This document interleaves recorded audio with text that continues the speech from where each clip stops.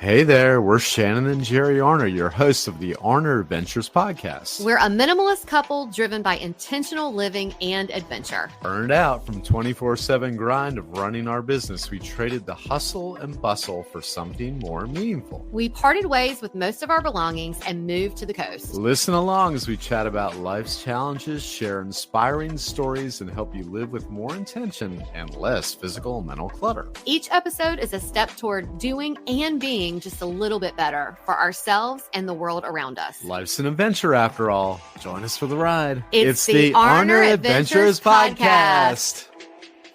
Hey everybody, Shannon here. Jerry is taking a little hiatus this month as we are making our way through Mental Health Month. We are revisiting episodes that we had previously. Some are from the archives, pretty far back from our first year. And we just thought it was really important this month, each week, to highlight some of the special conversations that we had with people who are doing really great things, advocating for mental health awareness and reducing stigma surrounding mental wellness in general. So today's episode is going all the way back, throwback, to episode 23. It's Lindsey Konchar. At that time, Lindsey was getting ready to release her book. Her book is out now, but she is the author of I Got 99 Coping Skills and Being a Bitch Ain't One. We love that title. I cannot get over how wonderful that title is. But she is a licensed graduate social worker and mental health advocate. And of course, the book is wonderful. It goes across many different coping skills and the importance of it. But this conversation is really important because she also talks about her journey through struggling with her mental health. So we hope that you enjoy this. Please subscribe, follow, leave us a 5-star review or rating. We would really appreciate it. And if you find this episode helpful, which we hope that you do, please share it with someone who, may find this conversation something positive that they need. And we highly encourage you to check out her book, I Got 99 Coping Skills and Being a Bitch Ain't One. The link is down in the show notes, and we will see you next week. Take care of yourself. It's not often that you find someone who can make mental health fun, and this guest does that, and we are here for it. We love bringing mental health into the regular conversation, of course, and our guest does such a great job of it. Our guest is Lindsey Konchar. Lindsey is a licensed graduate social worker, which basically means that she brings some credentialed experience to the mental health world. Lucky for us. Now she is a mom by day and a social worker by heart. While she has been thrilled to be a stay-at-home mom, she knew she couldn't lose who she was along the way. That was vital to her. She found a way to use the clinical skills she had developed into her practice, hold on to the work she loves so much, and write a freaking book. Those are her words. It's called, and this is the best book title ever, I Got 99 Coping Skills and Being a Bitch Ain't One.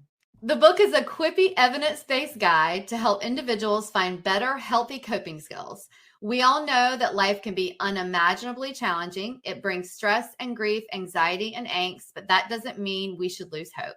By using the small, simple, actionable steps in I Got 99 Coping Skills and Being a Bitch Ain't One, I love saying that title, you can find what uniquely works for you to optimize your life.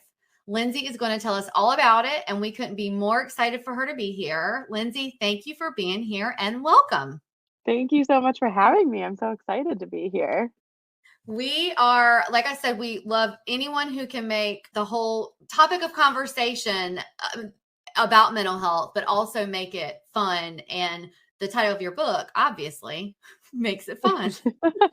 It's supposed to be. I'm like, yeah, it can be just like such a daunting and overwhelming and just like shadowed topic. And I'm like, we don't need it to be. Like, it can be like, it doesn't have to be so scary, So good. I'm so happy that you love the title. And I love saying it. So I'm going to say it as much as I can. Where are you currently?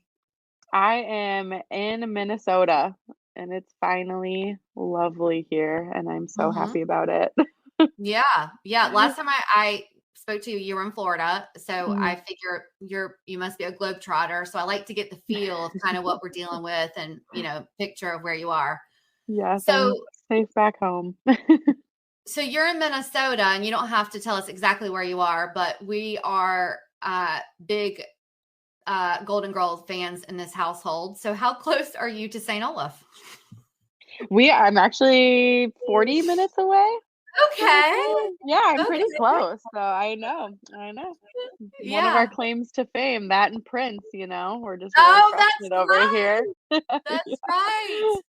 The purple palace. What is We this have really house called? Paisley Park.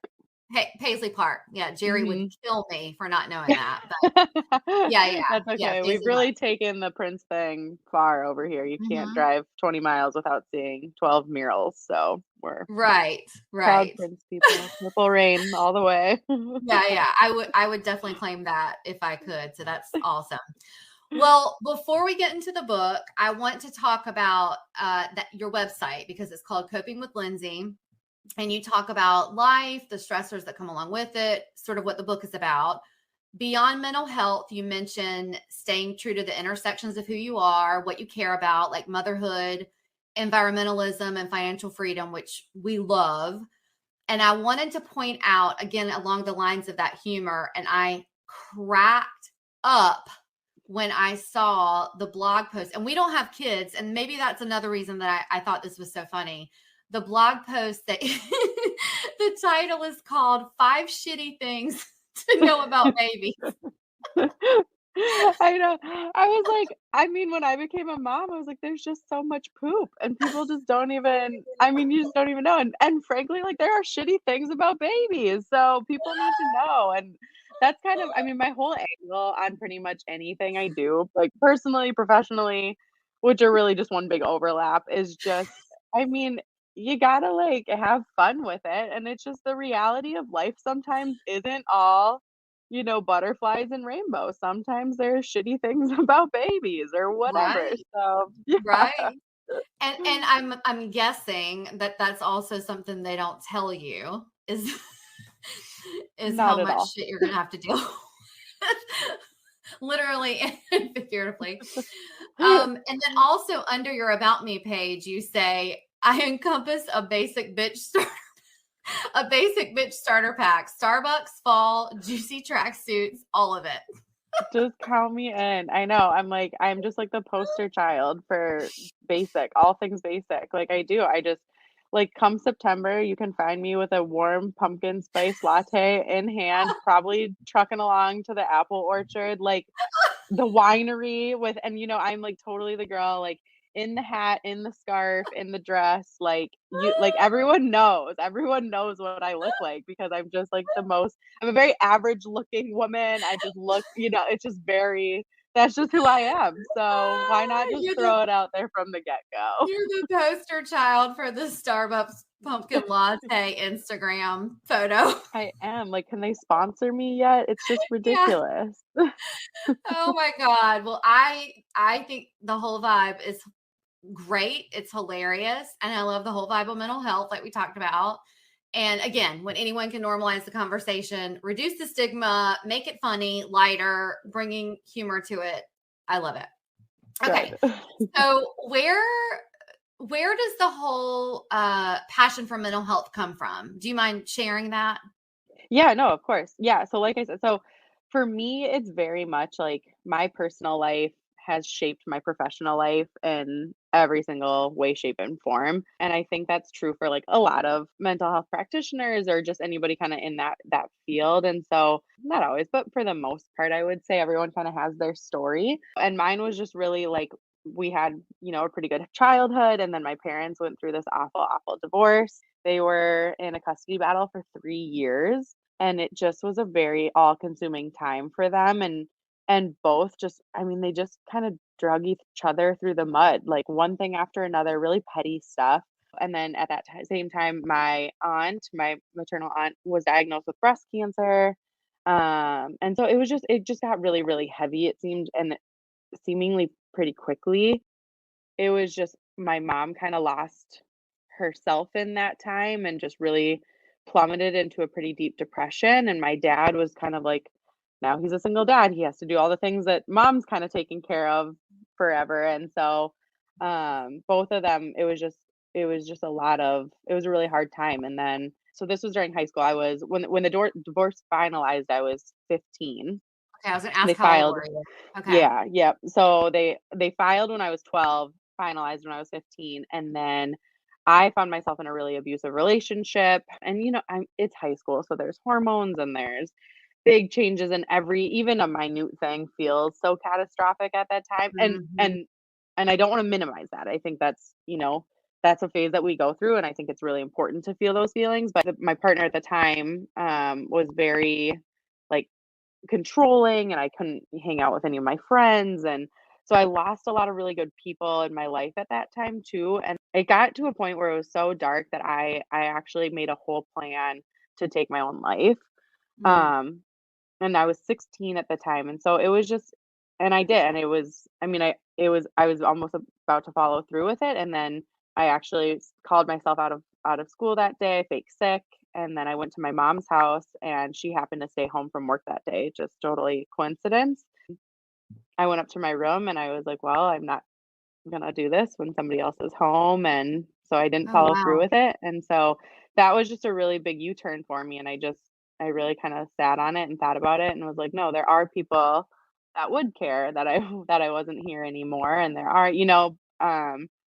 and so kinda from that day forward, it was just like, I don't wanna feel that way ever again, I don't wanna be in such a dark place, and then it was actually the following semester that I took my first psychology class. I was like eyes wide open, like, "This is so cool, brain and behavior and just all this stuff is amazing," and so it was just so apparent to me, like, I'm going to college and I'm going to school for psych, and that was just for sure my path, and then I became really, really close with my school counselor. She was one of, like, the saving graces in my life at that time. She she was actually the one that was like, "When I'm old and gray, I want you to take my job, like, I think you would be a perfect fit for Oh, school wow. counseling." Yeah, really, really awesome. She was just a very, very supportive person, and I just, like, loved her so much, and she did so much for me, and that's when I was kinda like, "No, like, I don't wanna do that," but then I got to college, and I was like, "Yeah, I I do wanna do that." Um, and not to say, it's been all, like, great and easy since then, but it was kind of like that was, like, probably the darkest time for me, and then I didn't go into school counseling, but that's when I discovered social work, Mhm. which I didn't know about until way later in life after I graduated with a bachelor's in psychology, and then Okay. I did AmeriCorps, so it's like the National Yeah, Peace Corps. Yeah, I did yeah, that for a year working in a school, and then I came back and I was actually working at an inpatient psychiatric hospital, and it yeah. was a really awesome experience, a lot of, integrative team, doctors, nurses, therapists, I mean, everyone. And the social workers there actually pulled me aside and they were like, "You can't go," because I was getting my master's, and they were like, "You need to switch programs. You can't go to school and just become a school counselor." Not just, but just they were like, Yeah.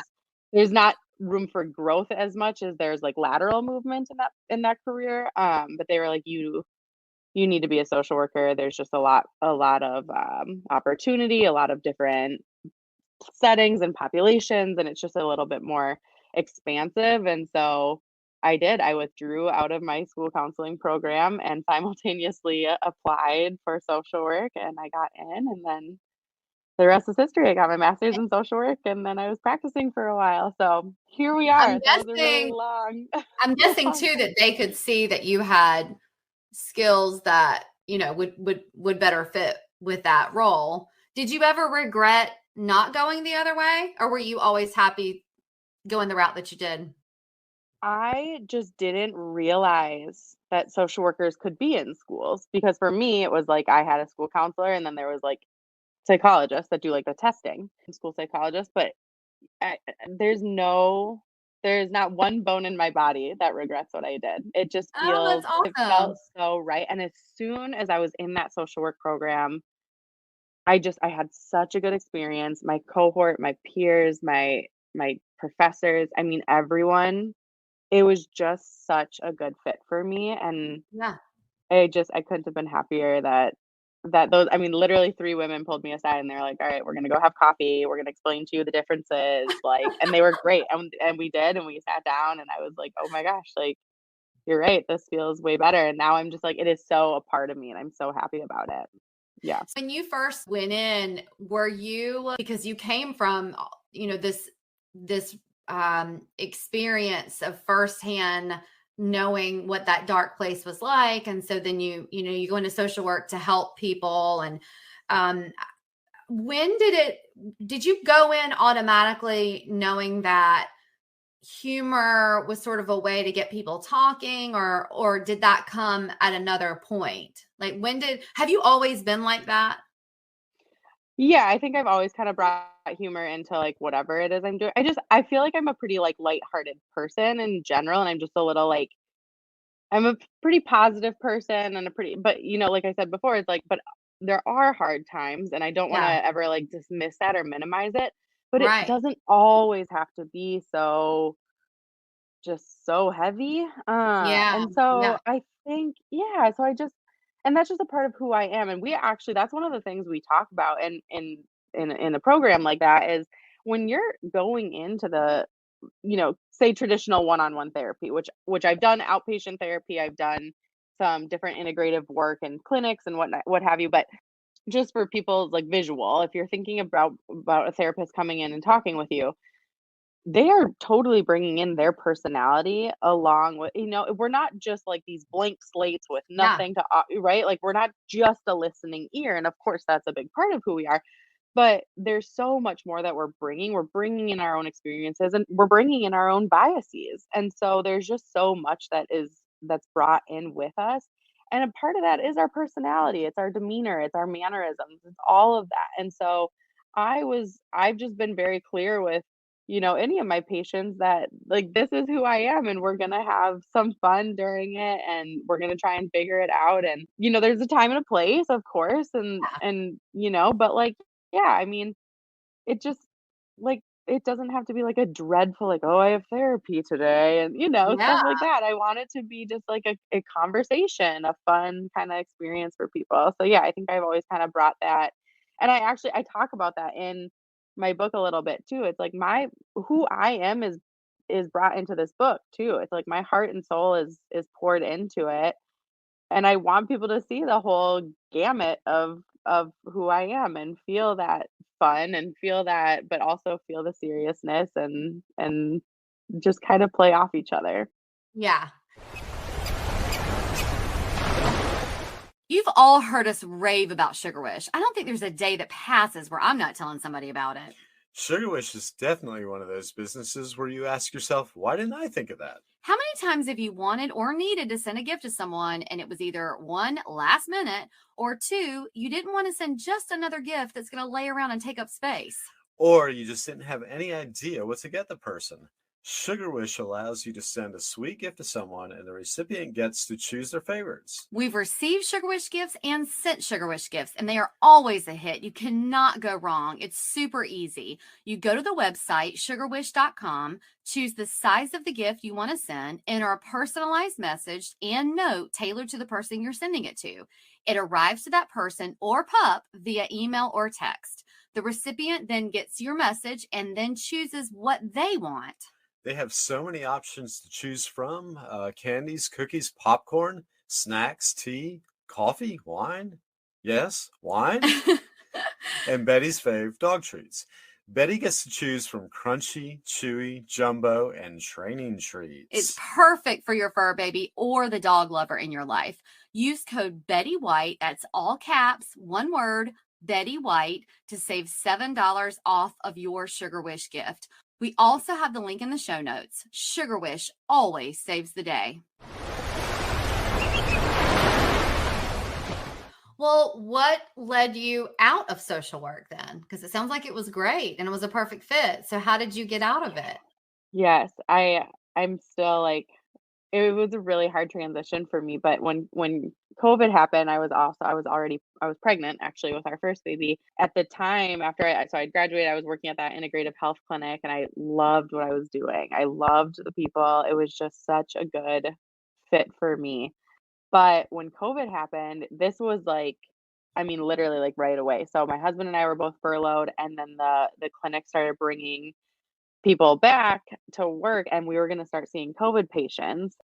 Because I was pregnant, I would have definitely gone back if I hadn't been pregnant and done that, but we just didn't feel comfortable with me seeing and being exposed while pregnant, especially at that time when we didn't know how severe it was. It was like, I mean, that Yeah. was like when everything was ending, right? Like it's gotten a little less heavy at this point, but that was when I became a stay-at-home mom in my pregnancy, and then she was born, and it's just been a good fit for me to be home with her. It was a really, really hard transition. I had, like, probably 10,000 identity crises every day because I loved my career so much, and because I was like, "I've worked so hard for this, and I do love it," and there is, without a doubt in my mind, I will go back, I'm sure, in some capacity and work, and I'm still dabbling in things, like, I'm on the board of directors for a nonprofit that started last year, and I host our connect groups and different things like that. So I'm still, like,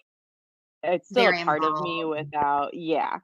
Yep. Mhm. And for now, it's just I get to be a stay-at-home mom to my baby, and it's been a very fun, she's, like, so fun. She's amazing. So that's been good too, but yeah, it was a really hard thing for me because I don't think a lot of people can, like, totally say, like, they love, love, love what they did, but I just feel Yeah. like I said before, it's like nurses kinda, it's a good, like, Yeah.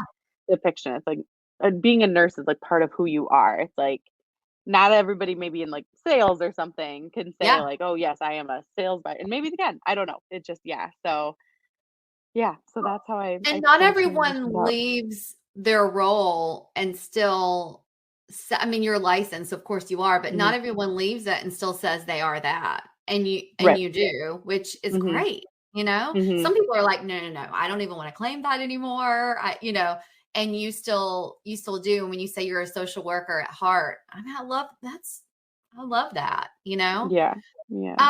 So okay, so you come home and you're dealing with these different roles and so what bells go off and say, I'm going to write a freaking book.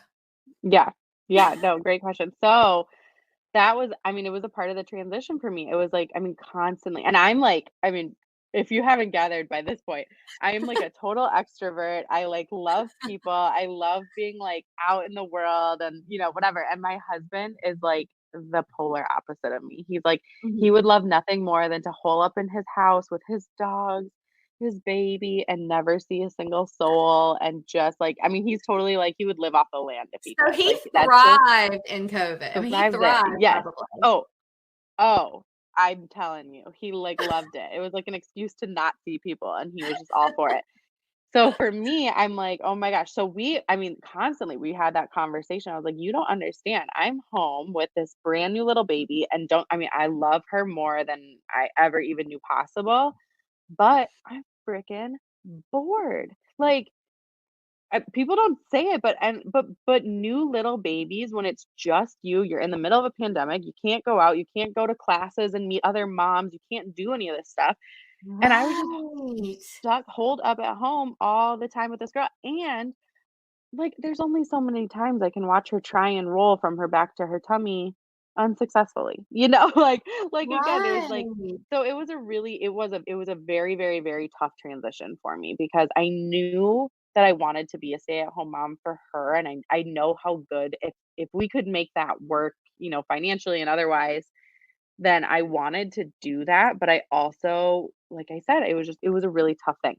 So, when she was about 9 months old, I was like, "You know what? I've had this thought for this book since 2017 when I was working at that inpatient psych hospital, Uh-huh. and I've kinda written it a little bit and then shelved it and then kinda picked it back up and shelved it, and then this time I was like, "No, this is how I am gonna find some integration, some balance into, like, my world and my life and the things that I care about," and I'm like, I love doing research, I love like, reading research articles, I like writing, I liked what I did, and I liked, being able to provide some of those, like, tools and tactical, things that people can use to help their mental health, especially, I mean, the pandemic made everyone's mental health so much worse, so much worse. Like the numbers Yeah. are just horrifying. I felt so guilty that I wasn't practicing, and I'm like, we have a shortage of therapists, people are waiting months to get in, and I should be using my skill set and my trade to provide for, the world. Like that's what I want to do is I want to be able to give back. I want to be able to help people. I want to be that ear. And so I felt a lot of guilt both ways. It's like when you're a stay-at-home mom, it's like you're guilty for staying at home because you're not providing, you know, like you're not working. And then if you are working, you feel bad for not being at home with your baby. It's just a constant battle. So this was my way of integrating, that into my life. So I wrote the book through nap times and bedtime and Oh, I'm very wow. lucky. I have a village, and so, my mom and my husband's parents have been very helpful, and it was a very fun thing for me. Like, it wasn't I just really enjoyed the process. So that's how That I've is kind of great. yeah. Because you don't Yeah. always hear that with people writing books. They're like, yeah, I wanted to do it, but the process I didn't enjoy, or it was really hard, or so that's really great to hear. Yeah, it It's was refreshing. very super fun, and I didn't know how fun it was gonna be, but I did. I was like full wholehearted. Like I'd get to go like Tuesdays were my day. I get to go to the library and work for 4 hours and it was like so exciting and I loved it. It was really therapeutic for me because I was learning along the way too. And Mhm. I was I haven't mentioned this, but there's actually 33 people also interviewed in the book Mhm. that speak to their specific niches and their expertise in fields that I'm not as familiar with. And so talking with those people was really, really cool and just learning from them too. And I'm such a learner that I just love that. So yeah, it was super fun. Anybody that wants to write a book, do it. I love it. I'm so here for it. Well, that brings us to the next question is about the format of the book. So tell us a little bit about that. I know you talk about it being like coping skills. And so does it have the same humor as your website? And is it about different coping skills? You talked about it having different people. So tell us a little bit about the format of it.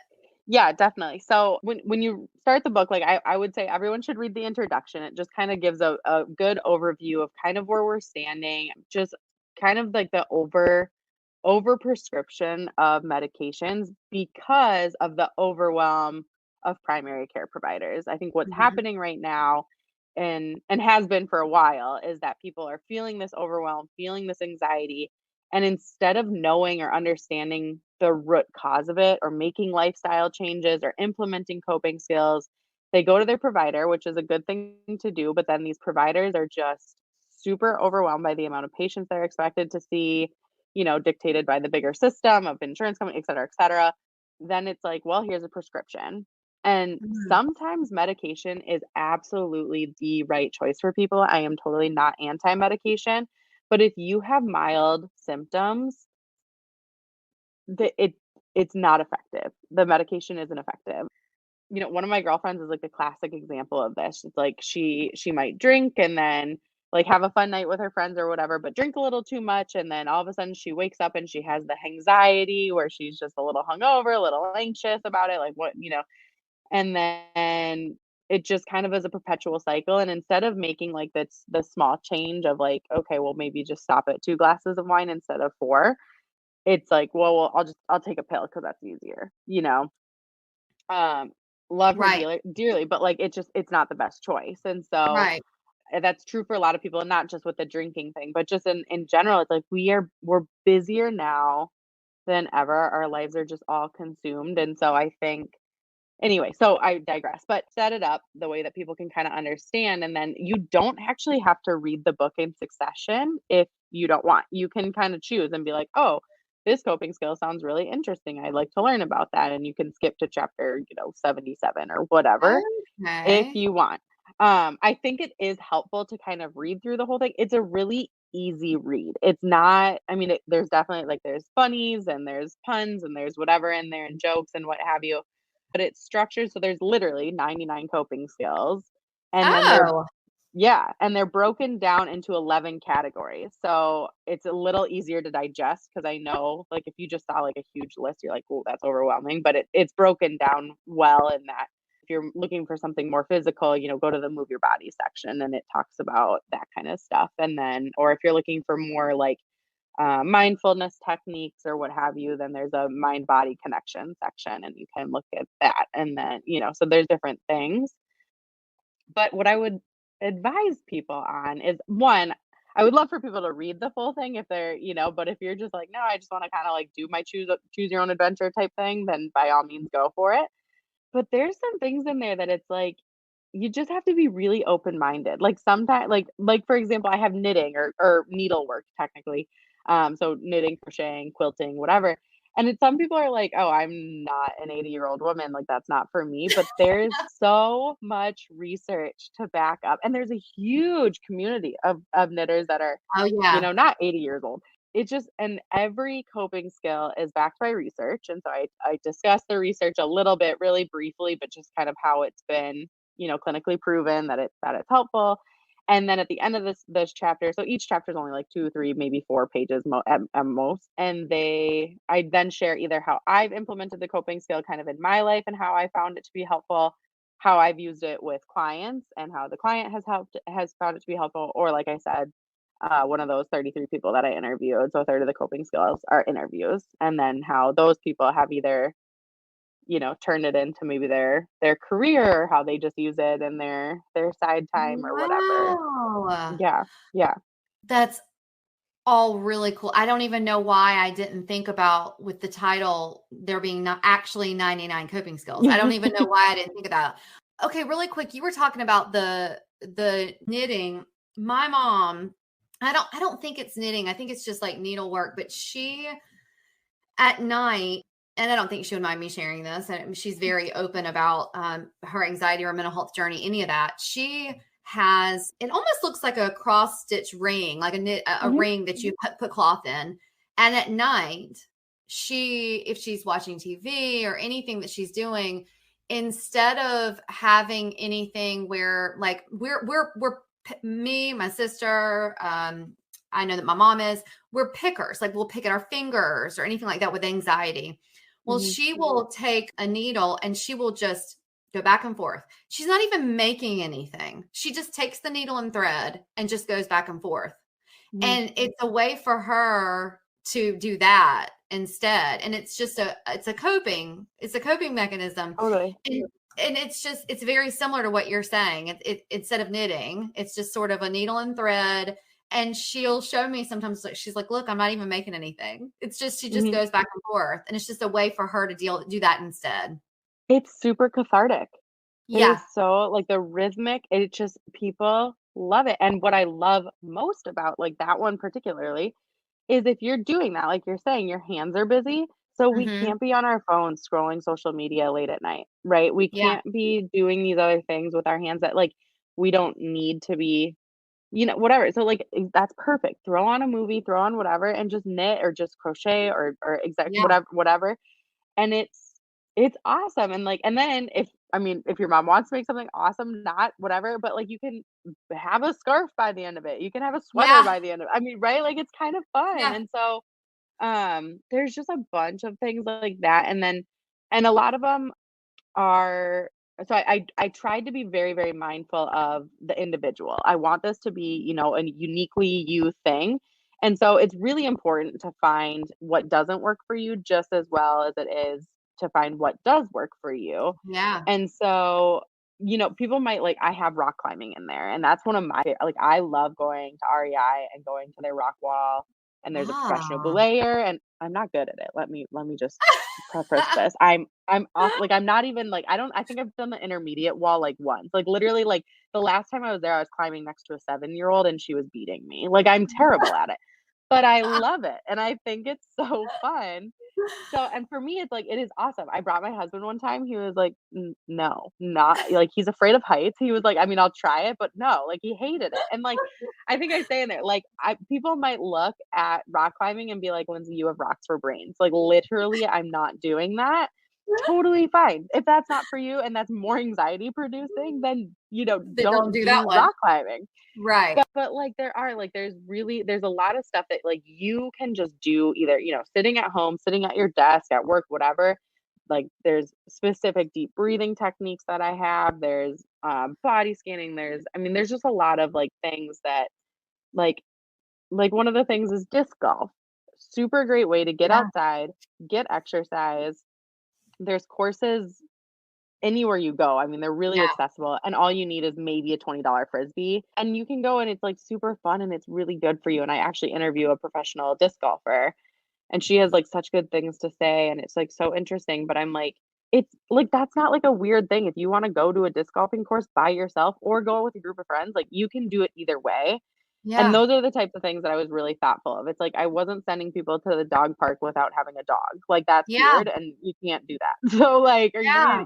something like that. So yeah, so I really wanted to make it something that like each person could access on their own, that was affordable, that was, all these things. And so Oh my gosh, I love yeah. this. I love Yeah. this. And I love that it just gets you, well, first of all, it's different, it accommodates different budgets, it accommodates different things, but it just gets you thinking out of the box. And what I love is that I don't have to think about it. I can just Totally. go in there and find one. It's like, So oh, I love that's this. This is great. that's one of the biggest things for me is like when we are so like if you're in like a calm state of mind, you're very rational for the most part, Yeah. right? People are pretty rational. But once your anxiety hits or once you're stressed or once you're in these like heightened states, all of a sudden we're not so rational. And we just Right. like our brain has these blocks and it's like, I don't even know what I like anymore. Like I don't know Yeah. what works for me. You're just kind of stuck.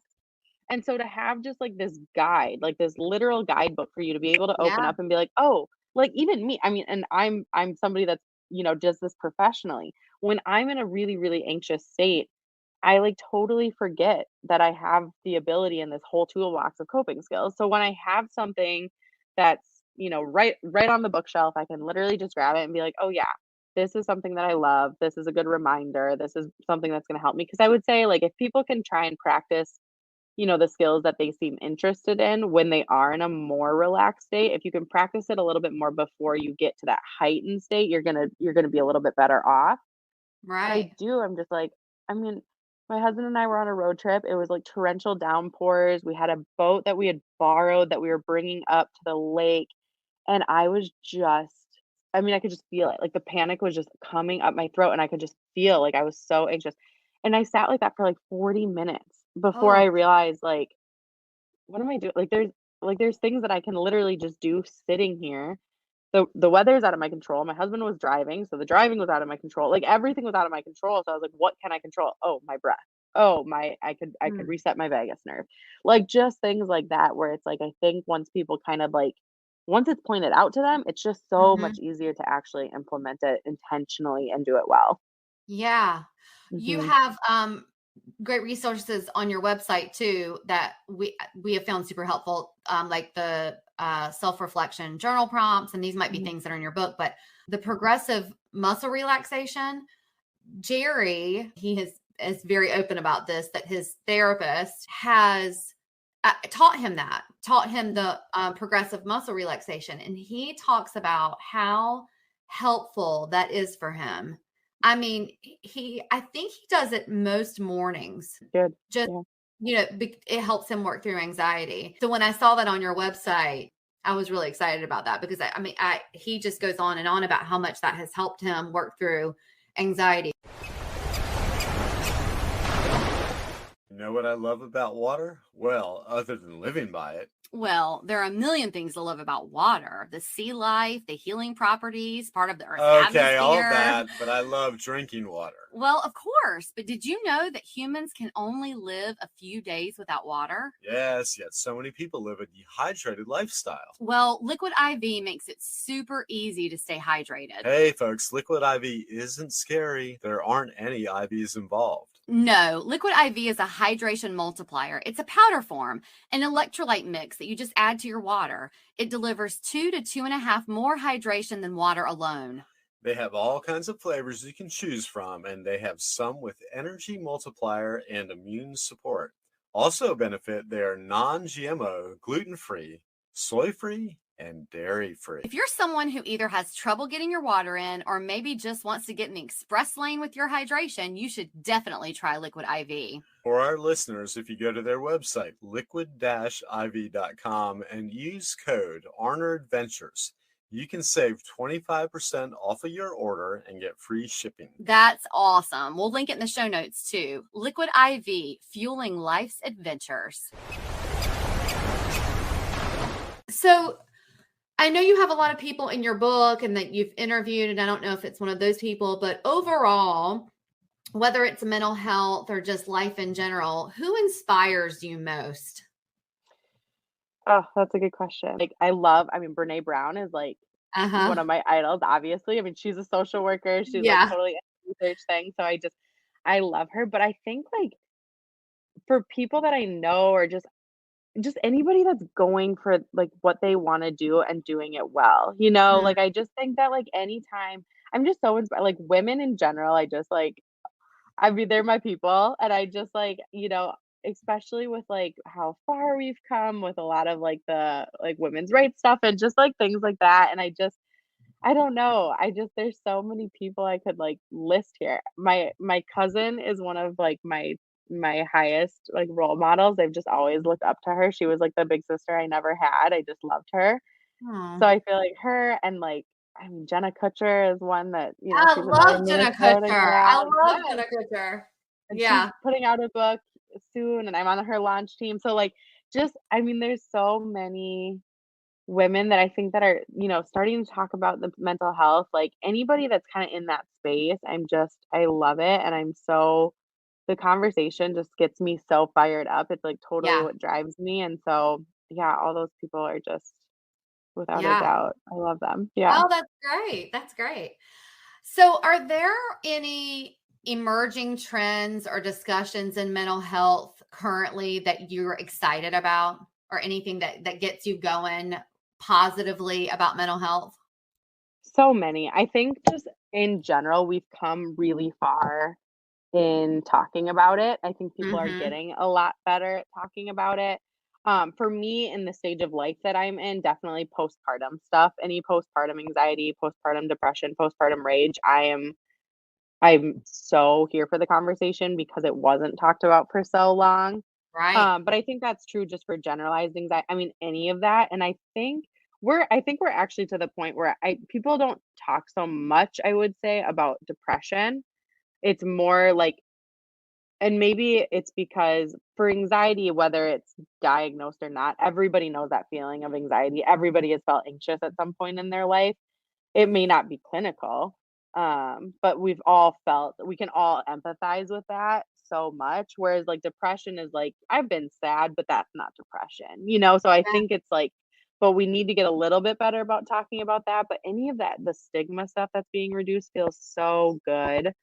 And I want to be a part of that conversation. I want people to feel comfortable and I want, like this to get bigger. Like I want corporations to be like, yeah, let's normalize taking a mental health day and just taking a break. Like we need that. And so any of that stuff is so, so powerful, I think, for everyone, for the individual.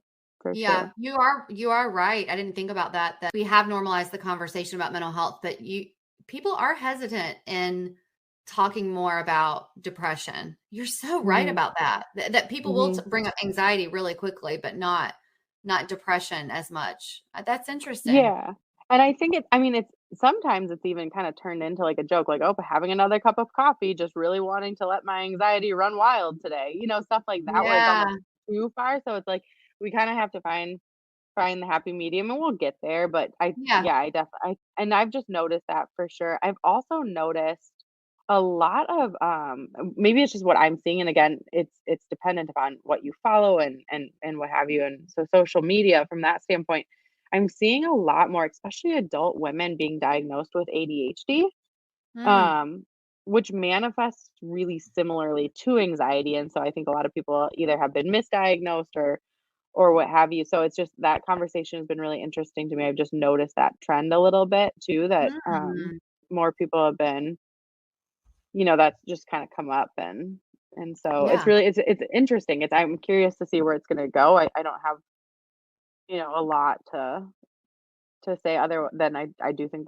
the symptoms can manifest similarly, and some people absolutely love having a diagnosis. They love the label. They love having words to say like, "Okay, this makes so much sense to me," and it feels really validating to them. And other people would like to stay away from a label with, a Yeah. 10-foot pole, and that's totally fine, and I want people to know that both is wherever you're at, meet yourself where you're at because you don't need to attach super hard to a label or to a diagnosis if it's not helpful for you, Right. because it's not forever. It doesn't have to be forever. Yeah. So and so I think that's sometimes where people get caught up is like, "Oh, well, if I have generalized anxiety disorder, I'm gonna have it forever." And it's like, "Well, no, there's things that you can do to get out of that, and you're not gonna have to be in therapy forever if you don't want or what have you." So, yeah, all of that is just I mean, I could talk about this stuff for days Right. on end. I love it. I just love it. Well, you may have answered the next question about what recommendations would you recommend to the mental health system? And I know that's a really huge, broad question, but if you could make, even small recommendations, but, you may have already answered that, but are there other things that, you would make even if they're small Yeah, or you're large? right. I mean, it is there's, like, endless amounts that I would change, Yeah. but just to keep it for time's sake, I will say, like so I'm actually on my county's mental health advisory committee, Mm-hmm. and the one thing we did last year, what I think is so cool, is we've actually started we make recommendations to our commissioners about Mm-hmm. what's going on in the mental health world our committee does both children and adults, but for the adult side of it, we made the recommendation that a social worker is hired on full time at the police station with a police law enforcement. Oh, And okay. so when a call comes in and it's mental health related, that the social worker can either accompany a squad car or if it's a safe situation, the social worker can just go herself, defuse or mitigate the situation as necessary. And it was one of the best recommendations I think we've ever made. We're actually hiring on another full time social worker soon. And so it's just, I mean, there's, we cannot expect everyone to know everything. We just Yeah. can't. And law enforcement isn't trained properly in mental health. And Right. I would argue it would be really hard to get them properly trained in mental health along with all the other things that they're expected to do. And having that social worker, having that person, do that. So I think doing a little bit more of that, having more mental health conversations and having more integrative care across, whether it's in schools, in the police force, wherever it is, I think would be really, really cool, really, really great, and I think super, super helpful. I think it's just I mean, so many people have been deterred from going to jail because they're having a psychosis episode and there's no reason Yeah. like jail, that's not gonna help them. So they can Yeah. instead get the proper treatment that they need quicker and things like that, streamlining things. So that's just one. I have about 30,000 others Oh, that I I'm can just sure. like think of off the top of my head, but that's probably I just think integrating more mental health conversation stuff earlier in different disciplines would be awesome. Yeah, Yeah. I 100% agree. And you may have already answered this, but on a scale of 1 to 10, 1 being easy peasy, lemon squeezy, 10 being the hardest thing you've ever done, how would you rate writing this book? I would probably say a 5. Like, Okay.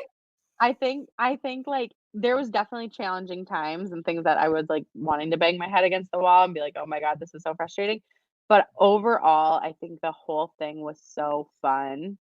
Um, so it depends on the day. Some days I would probably tell you Yeah. a 1, and some days I would tell you 10, so I think we'll just meet in the middle, and I'll say a 5. And because it posed challenges, but Yeah. I'm a problem solver. I love challenge, so bring it on. And Yeah. yeah, I would say a 5, Would probably a you ever healthy write 5. another one, or is it too early to ask that? Oh gosh, I would love to. I want though so badly to just focus on this one being successful. And because I Yeah. like this book for me started as a passion project. It was like this is my outlet. It's just fun for me. Like maybe 3 people in the world will read it, maybe my mom and maybe my husband. Like I don't know. Then I was like, God, this is good. Like, wait, I Yeah. kinda like it, And so now I'm like, gosh, this could actually be a really helpful thing for people, a really helpful resource and Yeah. guide. And so now I'm like, okay, let's actually just focus on this one. And then, I mean, I would never say never. I have, I've had a couple ideas come up here and there, but I'm just not even going to touch it. Like, no writing for me. Again, I shouldn't say never, but like probably for a good year. And I just want to Yeah. see what this one can do and where it's going to go. And then, yeah, Yeah. maybe down the road and as I get more experience, and who knows? Who And knows? see where the need is, Yeah. Yeah, exactly. How do you practice self-care? I my I mean, it kind of depends, but for me, the biggest thing is getting outside. I would say Mhm. like 90% of the time, if I'm feeling anxious, if I'm ruminating on stuff and I just can't, whatever, get me on a walk outside. We live in the river valley, so we have like a nice trail in the back, which is like all woods, birds, everything. It's like my favorite. So, Oh, um, that's awesome. but really, I think it comes down to intentionality. Like Mhm. we can't care for ourselves if we're not being intentional about it, whether you have 5 minutes or 55 minutes or more. It doesn't matter. You just do with what you have and be intentional about taking those deep breaths, be intentional about getting outside, be intentional about the things Yeah. that you're choosing to do for sure. Yeah. Yeah. Okay. hmm All right, so we are at the rapid fire for Lindsey. Number 1, sunrise or sunset? Sunrise. Okay. Go to bed early or sleep in? Go to bed early for sure. Okay. Wine or coffee? Oh, honey. Oh. Well, I'm pregnant, so I will say coffee right now because that's my option. Okay. All right. Handwritten letter or email?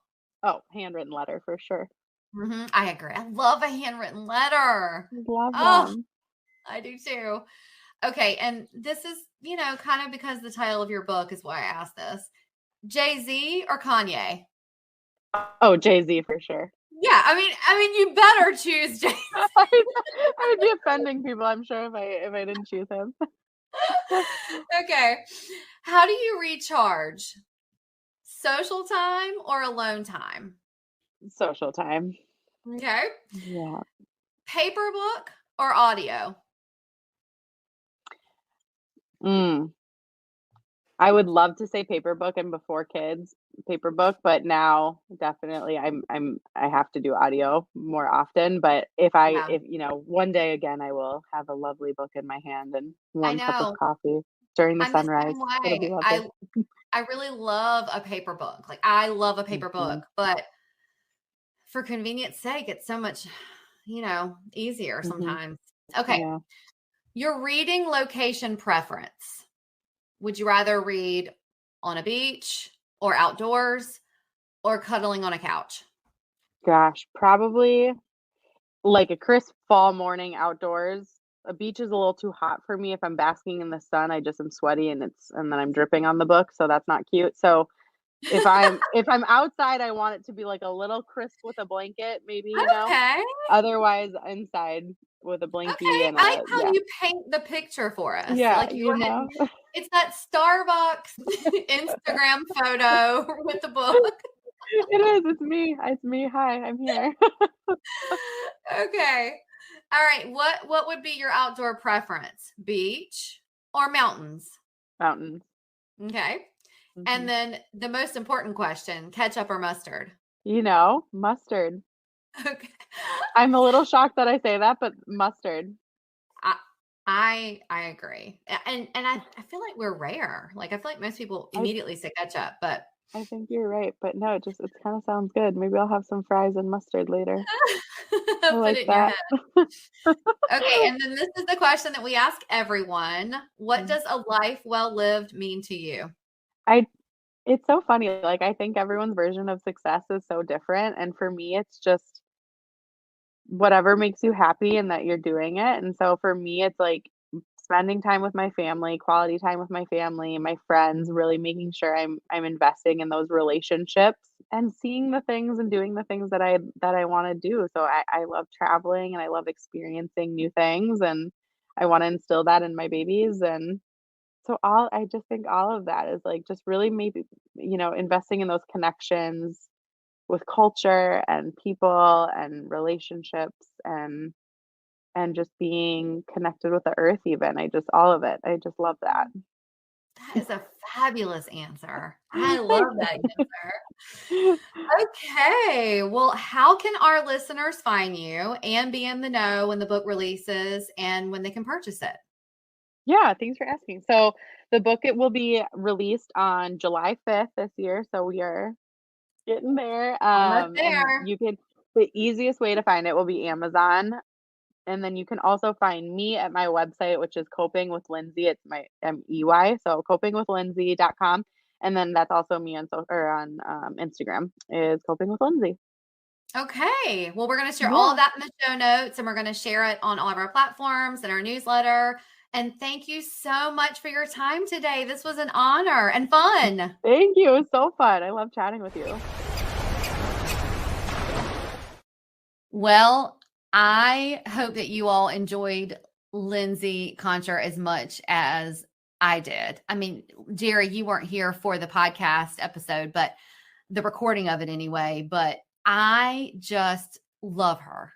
I think and I said this during the episode, and now Jerry has been a part of, listening to this several times, but we love when someone can help normalize the conversation of mental health.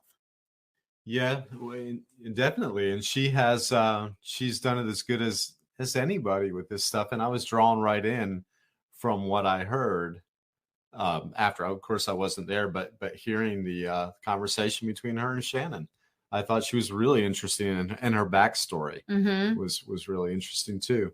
She's really funny, which I think is important to draw people in. You got to know to balance the serious stuff out. Yeah. With a little humor, if you want to draw people in and keep them listening. Yeah. Little humor will take the edge off, and then people go, "Oh, okay. Yeah. This is worth lending my ear to." Yeah. I mean, listen, I think if you see a book that says, 99 coping skills, are you going to be more drawn to that? Or are you going to be drawn to, I got 99 coping skills and being a bitch ain't one? I mean, I'm going to be more drawn to that. Oh, yeah. Naturally. Yeah. And just her website. I think that she, yes, her backstory, everything about how she took the time to say, okay, how can I be of service, and how can I be really helpful during this time period? And well, okay, let me put my skills to use and let me write a book. I just really, I can't wait for it to come out. I'm so excited for July 5th that I can hardly stand it. I know that her launch party is in person. I hope that she has some kind of a virtual situation, because I think it would be great if we could be there virtually. Oh my, yeah, those are fun. Yeah. Maybe we can talk her into live streaming it somehow. Yeah. If so, we'll be sure to keep all of you posted. But we are going to make sure that we put all of the resources that you can access Lindsey, the way to, access her website, her on Instagram, because on Instagram, she is keeping us all in the loop, what's going on with purchasing her book, her launch, everything. And we're, of course, if you sign up for our newsletter, we are going to make sure that we keep everybody in the loop of that as well.